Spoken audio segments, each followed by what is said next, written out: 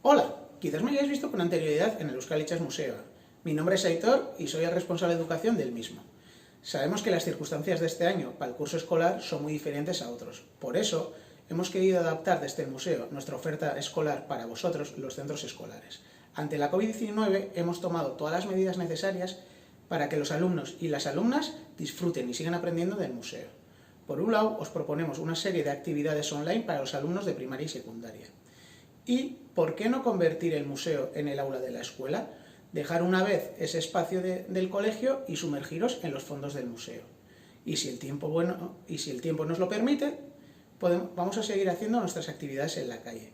Para esta oferta y para los demás, podemos quedar y acordar las necesidades que tengáis. Para más información podéis acceder a nuestra página web y también a este email. Mil esker, hasta pronto.